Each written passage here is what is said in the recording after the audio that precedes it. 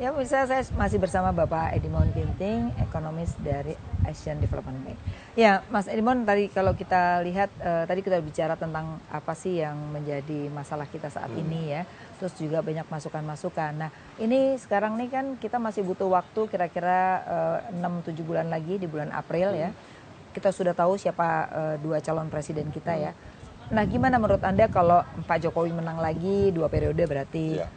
Atau kalau Pak Prabowo menang gitu, menurut Anda masing-masing ini seperti apa? Paling tidak pasar menilainya. Ya, kalau menurut saya siapapun yang terpilih, tantangan kita itu sama, nggak berubah. Nggak berubah ya. Tentunya keduanya punya kebijakan ekonomi yang berbeda. Ya, tapi menurut saya apa yang mendikte kebijakan itu adalah realitas. Realitasnya ke depan kita harus tumbuh lebih tinggi. Ya. Kok tumbuh lebih tinggi di level ini bagaimana caranya? Itu menurut saya itu tadi kita tadi sudah bilang sepintas harus negara ini makin produktif, gitu.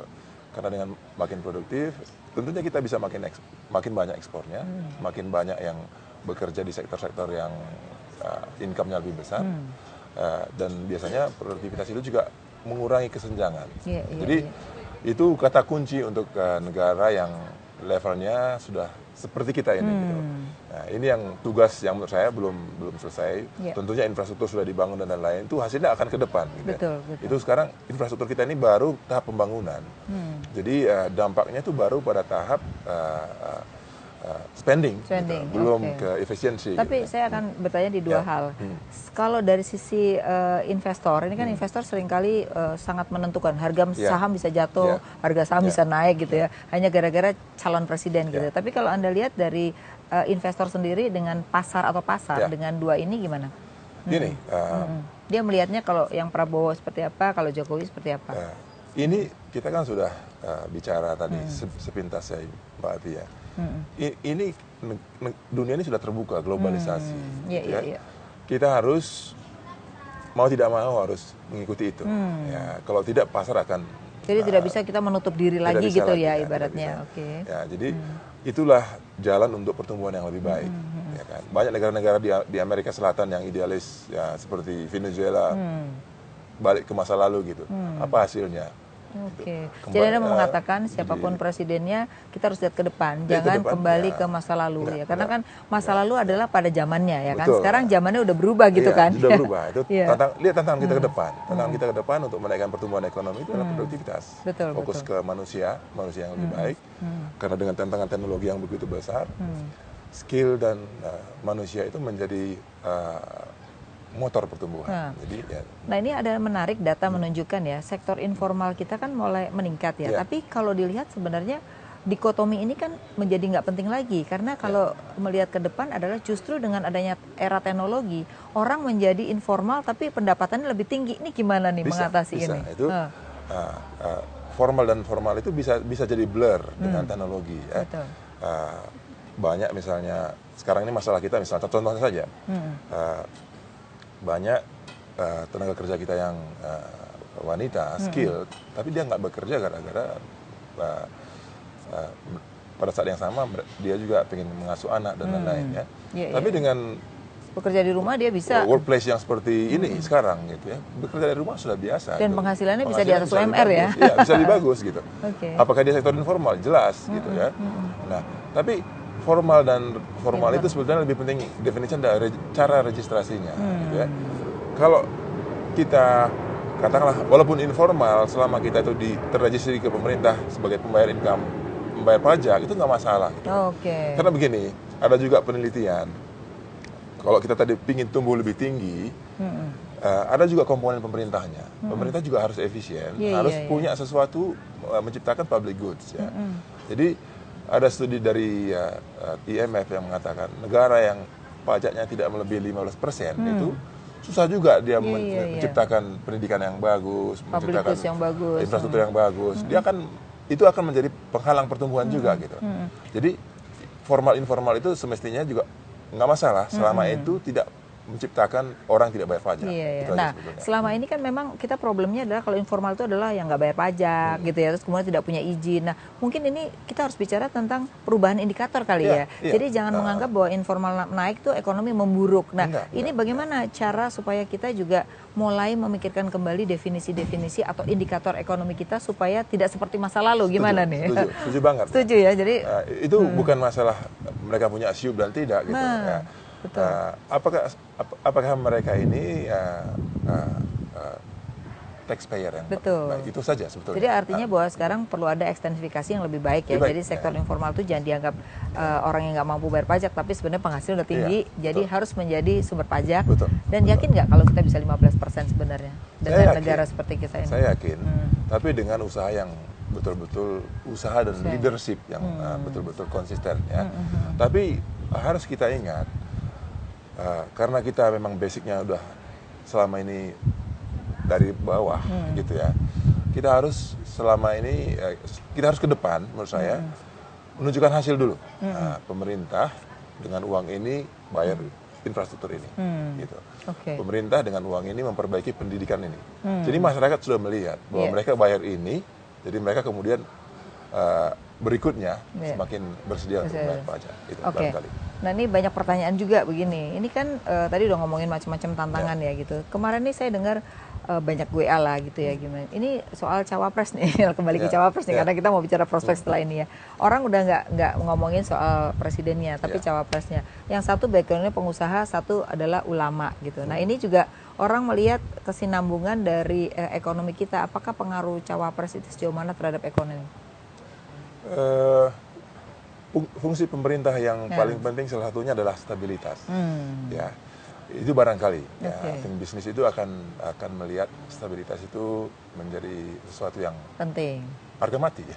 Kalau nggak stabil kita nggak bisa. Jadi stabilitas. Jadi saya selalu ingat apa yang disampaikan Pak Budiono pada saat saya belajar ekonomi dulu.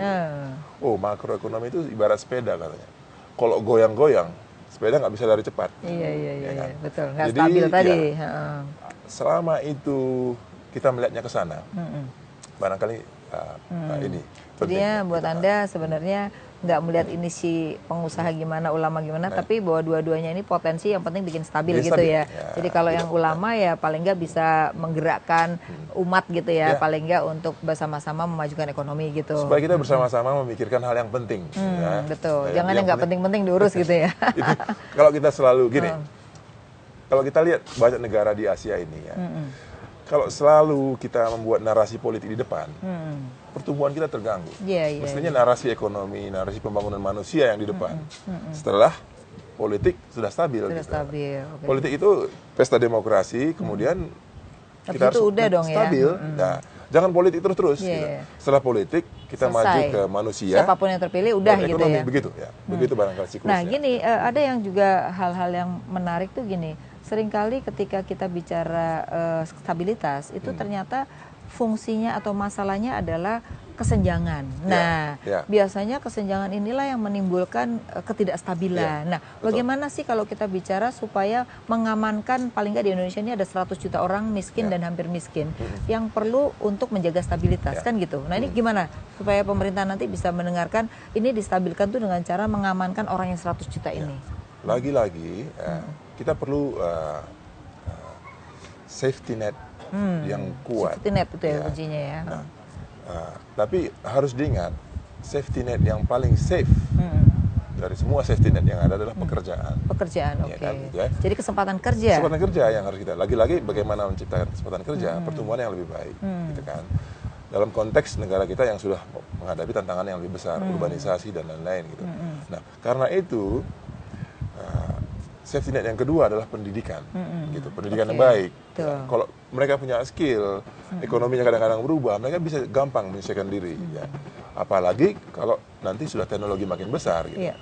Skill ini semakin penting karena pekerjaan itu bisa berubah setiap saat. Gitu, ya. Jadi kemampuan kita untuk memadukan ini skill dengan teknologi itu semakin penting. Gitu. Jadi Itu barangkali kalau misalnya jadi kalau supaya stabil itu salah satunya stabil, itu ya. Jadi siapapun yang cawapresnya nih ya, pokoknya yang penting safety net itu harus dilakukan. Nah, kalau dilihat dari angka kemiskinan dan yang hampir miskin itu ya, sekarang ini kan sebenarnya pemerintah memberikan dana desa itu sebenarnya untuk safety net salah satunya ya. Betul. Tapi memang tidak mudah ternyata dalam implementasinya karena tidak otomatis menurunkan kemiskinan kan. Gimana sih negara mana yang berhasil dengan safety net itu langsung bisa menurunkan kemiskinan? Nah ini, jadi masalah keberhasilan itu kan selalu tergantung pada targeting. Betul. Ya, jadi kalau targeting yang benar, itu keberhasilannya bisa tinggi ya. Nah, di sini pun kita bisa pakai teknologi. India sekarang dengan teknologinya apa itu ya? Yang apa namanya? Lupa saya nama bahasa Inggrisnya. Pokoknya single ID sama dengan iktp kita pakai mata gitu. Betul. Jadi siapa yang layak menerima bantuan bentuk apa itu sudah jelas gitu. Jadi pemerintah itu juga nggak bayar mahal. Tepat sasaran gitu. Jadi kalau sekarang ini kan terlalu banyak brokernya gitu ya. Banyak. Barangkali banyak kementerian yang memberikan, sasarannya belum tentu sama. Betul. Jadi ada hal yang menarik gitu ya untuk mengatasi masalah stunting gitu kan. Semua terlibat. Tapi semua kementerian terlibat. Semua terlibat. Padahal orang itu aja yang mau dikasih. Iya, kadang-kadang ya nggak di satu tempat. Nah, ini ngasih satu di sini, ini ngasih satu di sana. Ya. Padahal supaya berhasil, mereka perlu sinkronisasi semua. Gitu. Alangkah bagusnya kalau itu di satu tempat. Di satu tempat ya. Gitu, Oke. Nah, kalau itu sudah terjadi, paling nggak kemiskinan berkurang, biasanya negara itu menjadi stabil ya, biasanya gitu stabil. ya. Itu dari sisi itu dari sisi itu stabil ya. Tapi lagi-lagi kita harus keluar dari itu. Ya, tujuan utama pembangunan kan keluar dari itu. Nah sekarang nih masalahnya yang ganggu politik nih. Gimana nih cara kalau Anda lihat di negara-negara kan juga ada demokrasi, ada apa. Tapi supaya ekonomi ini tidak terganggu dengan politik. Nah ini bagaimana memisahkan ekonomi dengan politik?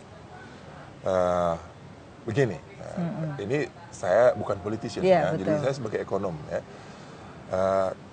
Gini, kita harus membedakan retorika dengan kerjaan sebenarnya. Betul. Gitu ya. Banyak debat-debat kita ini selama ini yang saya lihat dari luar di tingkat retorika. Jadi lebih kita bagus fokus ke ini saja deh, ke hal-hal yang kita nggak penting tadi. Debatnya mengarah ke sana. Jadi sama-sama memajukan bangsa gitu ya. Jadi jangan saling menjatuhkan. Menurut saya itu tidak akan membantu siapapun ya. Kalau memang ingin membantu bangsa, lebih ke kita selalu harus debat ke hal-hal yang penting. Hal-hal yang penting, membangun manusia, peningkatan produktivitas. Pada akhirnya formal udah nggak dikotomi lagi dengan informal lah ya gitu ya. Itu yang paling penting menurut saya. Terima kasih nih Mas Edimon, 2 segmen tapi banyak hal yang mungkin bisa jadi masukan buat capres dan cawapres kita ya. Terima kasih. Ya pemirsa, tunggulah sesaat lagi karena kami akan juga membahas dengan narasumber yang lain. Tunggulah sesaat lagi.